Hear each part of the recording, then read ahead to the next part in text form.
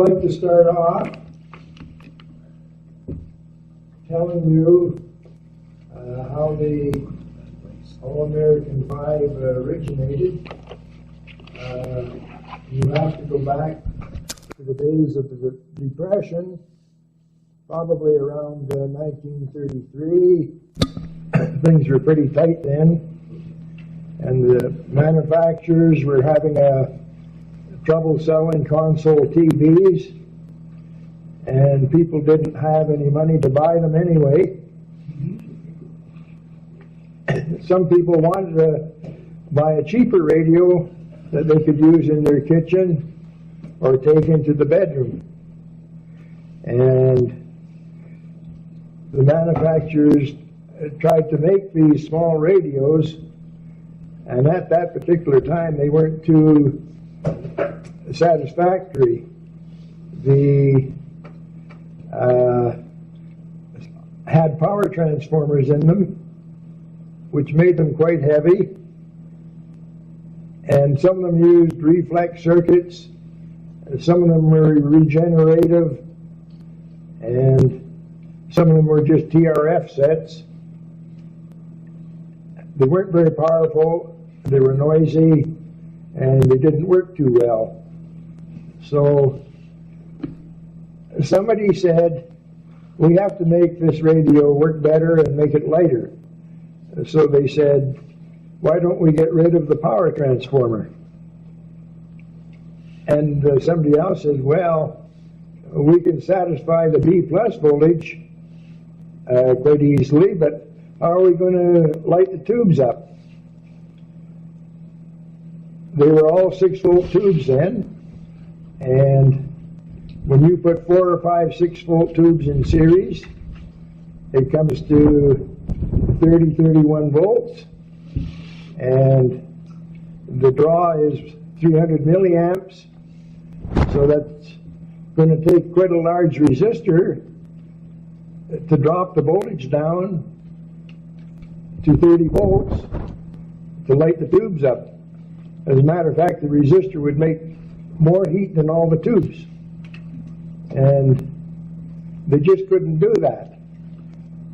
So then somebody suggested line cord resistor. Now at the top of this diagram here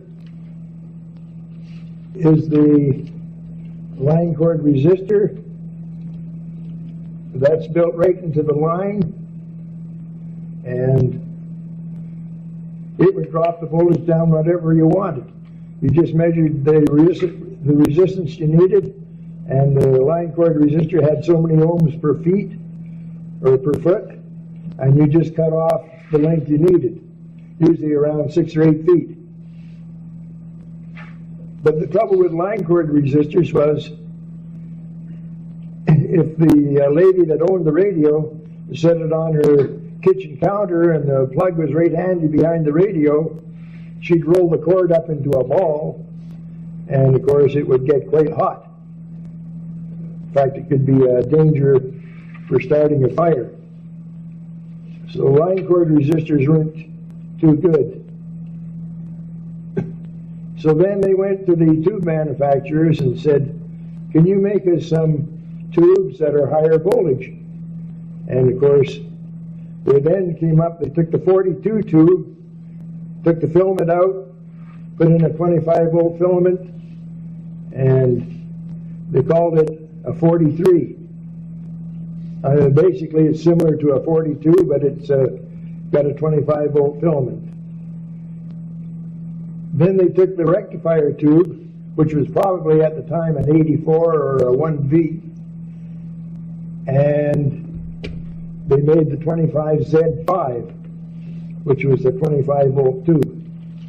So now we had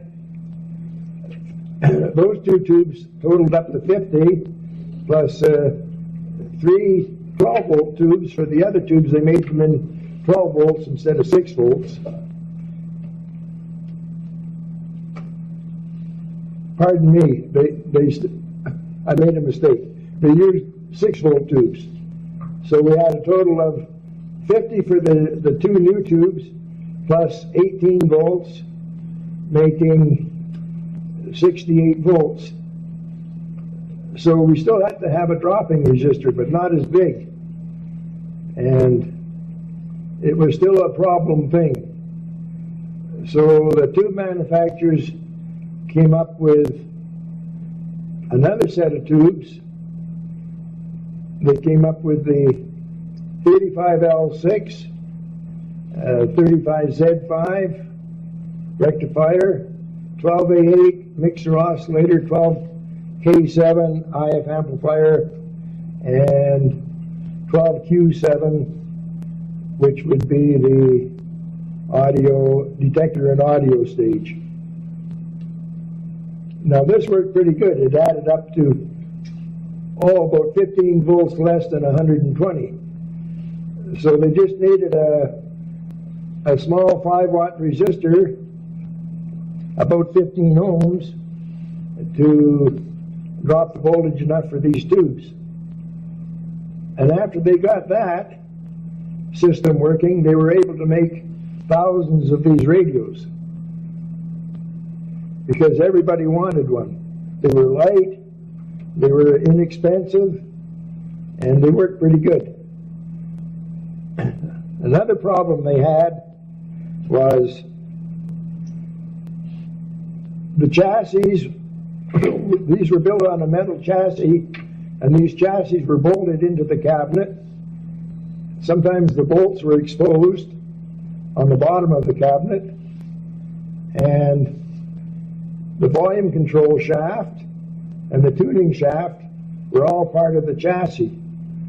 And of course the chassis was hot with 120 volts.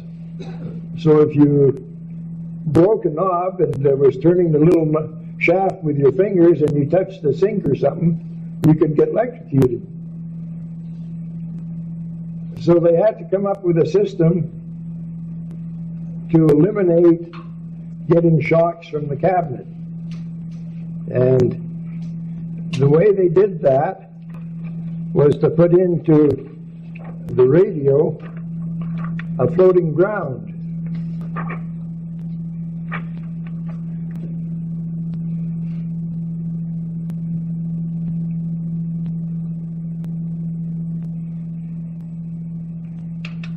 Now you can see there's a typical 5-tube radio, and you can see the grounds.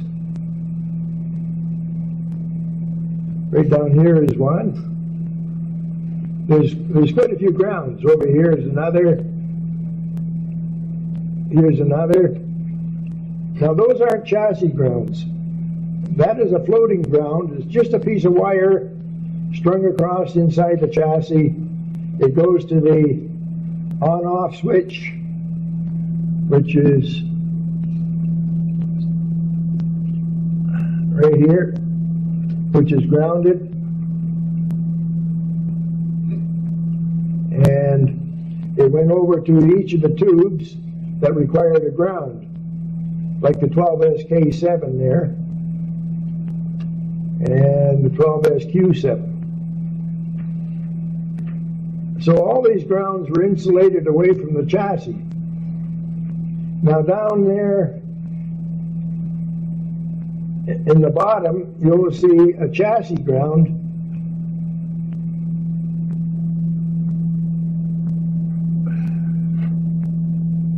Right there. That means grounded to chassis. That's the variable condenser.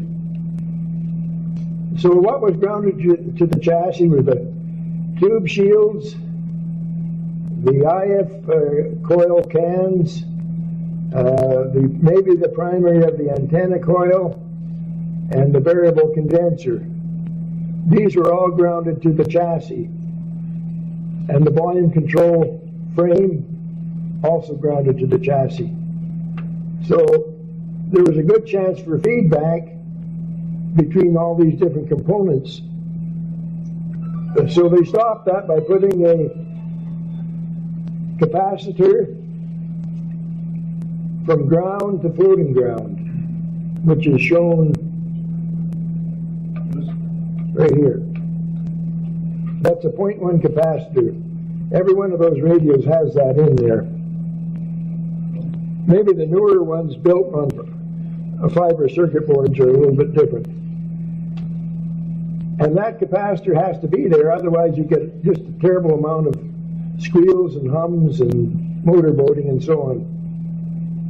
And there's a resistor across that capacitor, and that resistor discharges the capacitor when you turn the set off.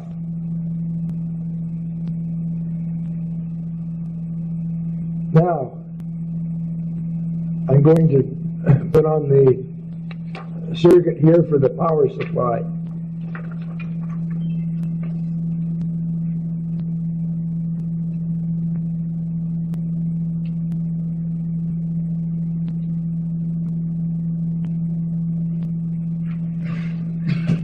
You'll see two power supplies there. They're similar. They both use the same tube, or the same either 35W4 or 35Z5, depending on the age of the radio. Both those tubes are the same, except they got different sockets. Now here we have the line coming in, one side of the line going through the on-off switch to ground, floating ground, and the other side of the line going to the plate of the rectifier tube in the top diagram there, and also going into the filament circuits. Now let's look at those filament circuits. They're all in order, and the last tube goes to ground. That's the 12SQ7.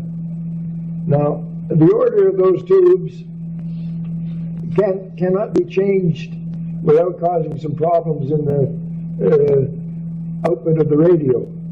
For example, if you put the 12SQ7 over where the 12SK7 was, you would end up with a 60-cycle audio hum. So they have to be in that order there. The most sensitive to hum was the 12SQ7 and the 12SA7, so they were put at the end of the string. The rectifier wasn't sensitive to hum, it was at the beginning, and the 50L6 wasn't too sensitive to hum because it was handling stronger signals, and the 12SK7 was just an IF amplifier tube. They weren't affected by hum too much. Now up above there, from pin number 8 on the 35Z5, you'll see the red wire goes up through a 27 ohm resistor before it comes to the first filter. That resistor is put there so that when the tube warms up, the filter isn't a dead short on the tube. The 27 ohms is in series with the charge going into the filter, and it protects the tube from an overload. After it is filtered, it goes to the B plus on the output transformer. And it also goes through a 1200 ohm 2 watt resistor, which supplies all the other circuits that need B plus. Now if we look at the alternate circuit here, which is much the same except that this one includes a dial light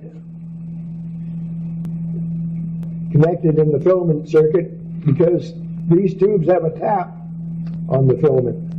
It's not a center tap, it's over to one side, but it has about 6 volts across it, and it can be used to light the dial light.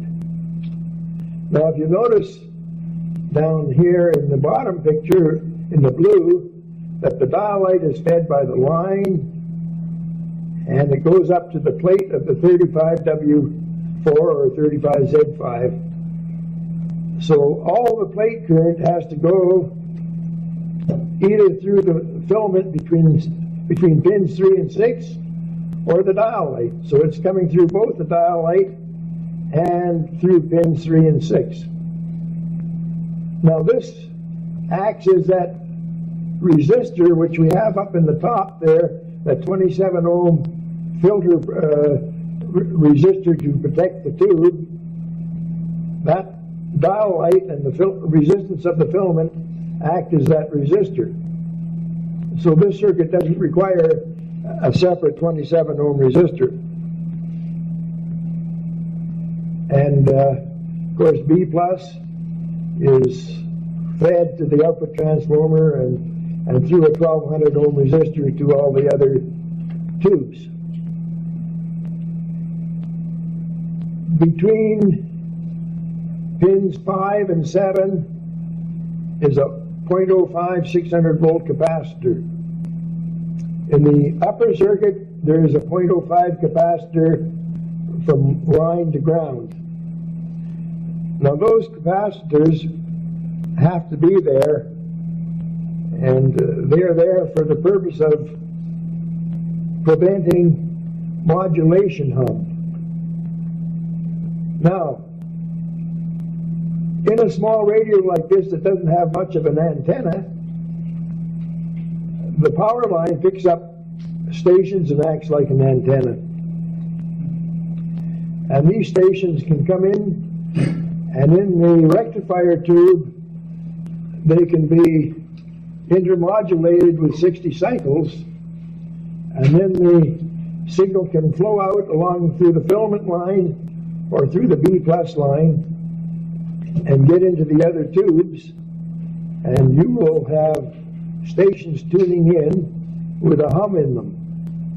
When you tune off the station, there is no hum. But having that 05 condenser there shorts out any radio stations that are coming down the line and shorts at the ground.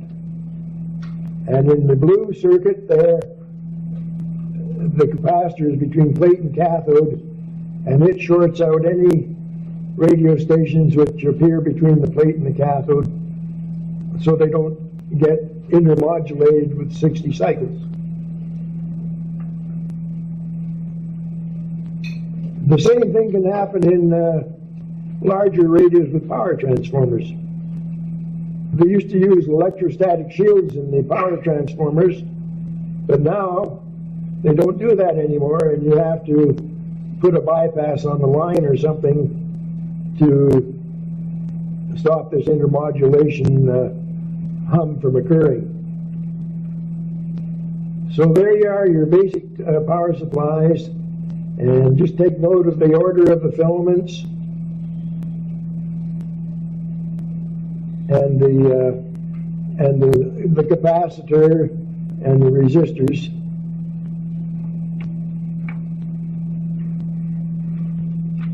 We can go on to our next circuit now.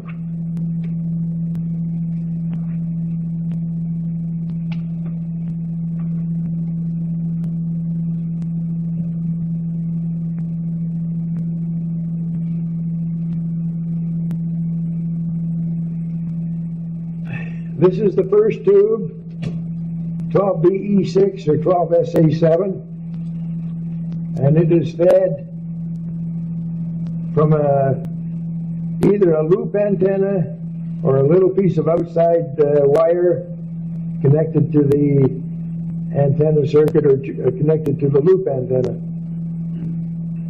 And the loop antenna is tuned by the variable condenser.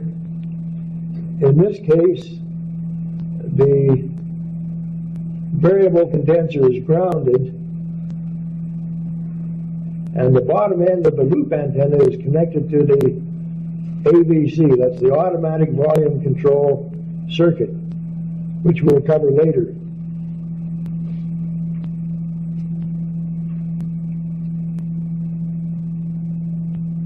Sometimes they don't ground the variable condenser to the chassis. It is insulated from the chassis with little rubber mounts, and the wire goes from the variable condenser over to the automatic volume control line. This works just as good as this circuit here. Now, on the 12BE6 has two functions. It's a mixer and it's also an oscillator. We have one signal coming into it on the third grid. That's the radio station that you're receiving. And also we have an oscillator circuit, which is just a feedback circuit. The feedback coming from the cathode goes to a tap near the low end of the oscillator coil. The high end goes through an isolating capacitor, so there's no voltage getting onto the tuning condenser. I have two capacitors shown in there, an O2 and an O5. Only one is necessary. It doesn't matter which one. I shouldn't have drawn two, but I did. Now the oscillator signal is coupled into the first grid through a 50 picofarad condenser. That's a pretty small condenser. And we have a grid leak resistor of 22,000 ohms. Now, this supplies us with negative voltage on the grid of the oscillator. That's grid leak bias. And of course, if we made that 22 ohm resistor, say half meg or something, the set probably wouldn't oscillate. It would choke itself off with too much negative bias. So the grid leak has to be the right value for the size of the capacitor feeding the grid and the frequency it's operating at, and so on. A grid leak bias is formed because electrons are negative. They travel from the cathode to the plate, and when a positive pulse comes on the first grid there from the oscillator, some of the electrons are attracted to and stop at the first grid, making a negative charge on the first grid. When the negative pulse from the oscillator comes along, it adds to that charge. And that charge would keep getting bigger and bigger unless we have something for it to leak off to ground. So that's the value of the grid leak, 22,000 ohms. Keeps the negative voltage down to a reasonable level. Grid number 2 and grid number 4 are joined together, and they are called the screen grid, and they are connected to B plus 90 volts to 100 volts. The plate, which is the blue, goes up to the top of the IF transformer, and that also has 90 volts on it too. Now grid number 3, which is the radio input grid, has some bias on it, and that's supplied by the ABC line. Now, at the output of the mixer on the plate, we have 4 frequencies. We have the frequency of the oscillator, and if we're receiving, say, a station around 1,000 kilocycles, the oscillator will be 455 or 460 kilocycles higher. So that means it would be at 1455, and that will appear on the plate of the mixer. Also, the incoming signal, which is a radio station, say tuned to around 1,000 kilocycles, that'll appear on the plate of the mixer. Also appearing on the plate of the mixer is the sum and difference of these two signals. Now, the difference is the frequency of the IF, which is 455 kilocycles. The sum is up in the next band higher than the broadcast band, and we're not concerned with it anyway. But all these signals have to be eliminated except the one that we want, and we want the IF frequency. Now you'll notice that when you tune in a station, the frequency of the radio station changes and the oscillator changes, but the difference between the two is always the IF frequency. It's the same for all stations tuned in. Now I'm going to change the diagram.